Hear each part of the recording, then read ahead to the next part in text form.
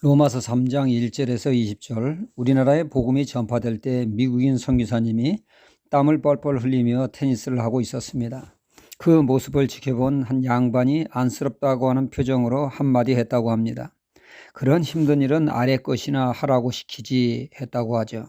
그러니까 그 양반의 눈에 테니스 치는 것이 고된 노동으로 보였던 것이죠.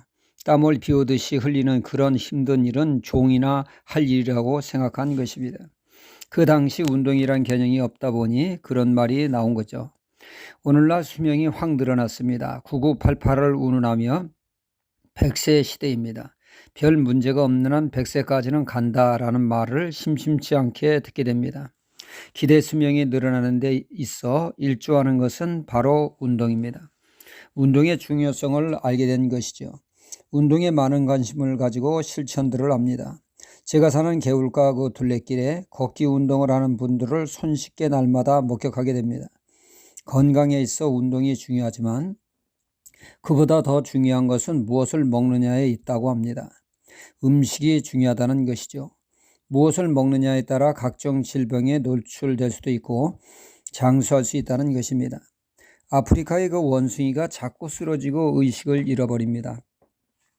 아니, 건강하여 이 나무에서 저 나무로 고기하듯 과일을 따먹던 원숭이들이 비실비실 됩니다. 이에 원숭이를 잡아 정밀 검사한 결과 고혈압과 당뇨에 시달리고 있었던 것이죠. 건강하던 원숭이가 어찌하다 이렇게 되었나 추적 조사를 해보니 원숭이들이 먹는 것에 큰 변화가 생겼음을 발견하게 되었다고 합니다. 그러니까 그 원숭이들이 살고 있는 곳이 경치가 좋아 호텔이 들어서고 펜션이 들어선 것입니다. 호텔에서 나오는 음식물을 그냥 습속에 버린 것이죠. 이 음식물을 원숭이들이 먹은 것입니다. 기름진 음식을 마음껏 먹은 그들은 더 이상 나무를 타며 힘들게 살 필요가 없습니다. 마냥 누워서 쉬고 있다가 출출하면 먹고 그랬더니 질병에 시달리게 된 것입니다. 그래서 이 문제를 어떻게 해결하나 고민하다 결론이 호텔에서 나온 음식물은 반드시 땅에 묻는다였습니다. 땅에 묻음으로 원숭이는 옛 생활로 돌아갔고 예전의 건강을 되찾게 되었다고 합니다. 일본의 어느 장수 마을도 그렇다는 얘기 있습니다.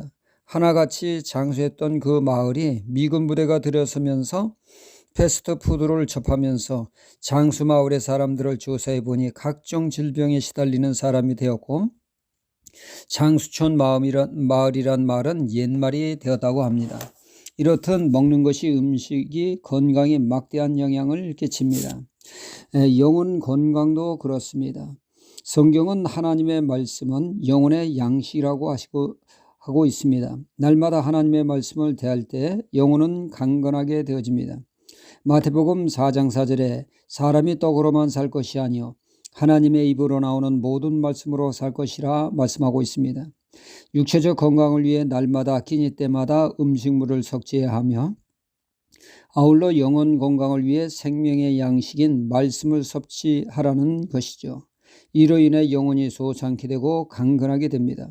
이렇듯 말씀은 영혼의 양식이며 또한 말씀은 우리의 발의 등불이라고 시편 119편 105절은 말씀하고 있습니다. 주의 말씀은 내 발의 등이요 내 길의 빛이니이다. 우리가 나아갈 길을 인도해주는 등이라 하십니다.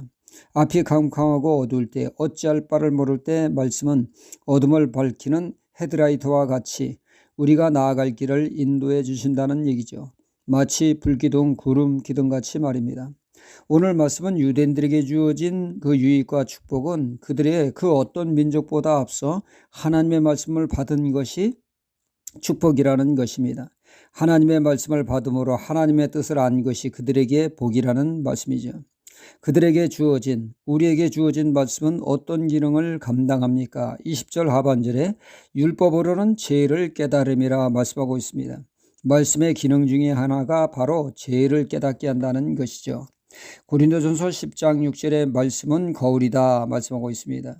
성경 말씀에 무수한 제약된 모습 또한 기록되어 있습니다. 이 말씀을 통하여 내 자신의 죄를 깨닫게 하기 위함이죠.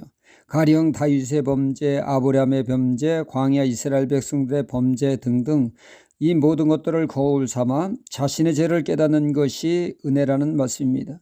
그것이 축복이라는 얘기죠. 이 세상은 의인은 하나도 없고 모두 다 하나님 앞에 죄인이라고 오늘 말씀은 선포하고 있습니다. 입에는 독이 가득하고 그릇된 길로 향하고 하나님을 두려워할 줄 모르는 죄악된 인간의 죄를 고발하고 있습니다. 우리는 날마다 말씀을 통하여 자신의 죄를 깨달아 회개함으로 영원히 말씀으로 강건해지는 말씀에 선 신앙이 되어야겠습니다. 할렐루야.